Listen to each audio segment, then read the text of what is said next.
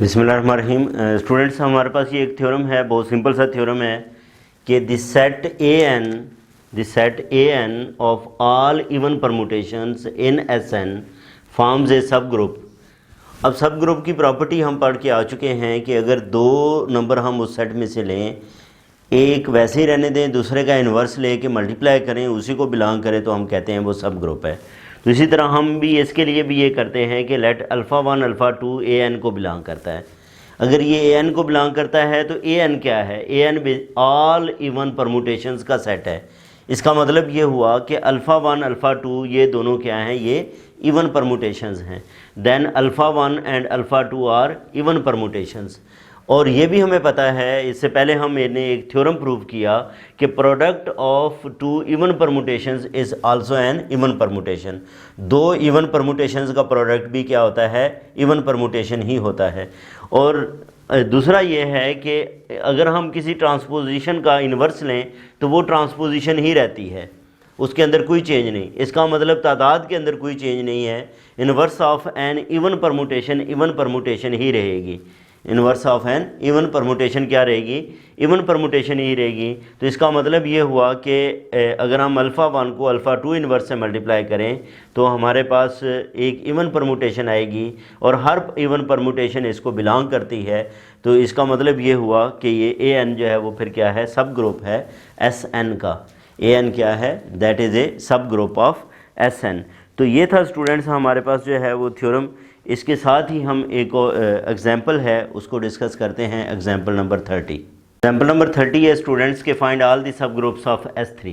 अब इस S3 को इससे पहले एक वीडियो के अंदर हमने बहुत ही तफसीलन जो है इसकी ये कैसे सेट है, सेट के ऊपर परमुटेशंस, और फिर कैलेज टेबल इवन जो है मुकम्मल ये तमाम एलिमेंट्स का कैलेज टेबल भी जो है वो क्या किया था? कंस्ट्रक्ट किया था। बहरहाल उसमें हमने ये किया था कि आइडेंटिटी हमने ये ली थी, ए को इसके इस ट्रांसपोजिशन के को रखा था ए स्केयर बी और ए बी और ए स्केयर बी। ठीक है, बेसिकली वहाँ पे था आई F1 F2 F3 F4 F5, और फिर हमने F1 और F3 को जो है ए और बी रखा, और बाकी उससे जो है वो क्या किए थे? फाइंड कर लिए थे।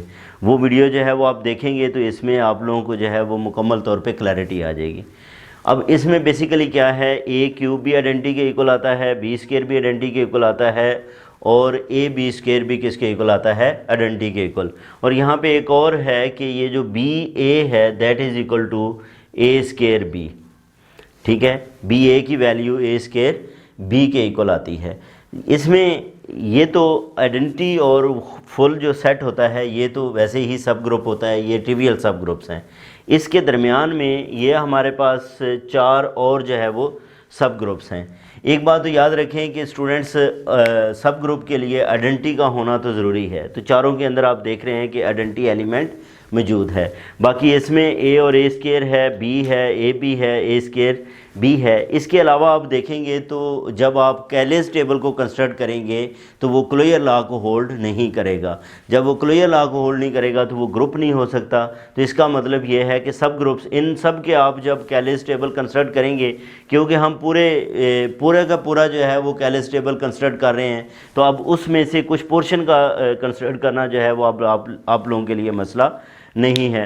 मसलन अगर मैं ये इस पहले का जो है वो कैलेज टेबल कंस्ट्रक्ट करूं तो वो क्या आएगा स्टूडेंट्स? ये 1a स्केयर है, इधर भी 1a स्केयर है। तो इस तरह आप लोगों ने इसका कैलेज टेबल कंस्ट्रक्ट कर लेना है। पहले 1 से मैं मल्टीप्लाई करूंगा तो 1a स्केयर आ गया, फिर a से मल्टीप्लाई करूं a स्केयर, और ये ए क्यूब किसके इक्वल है? आइडेंटिटी के।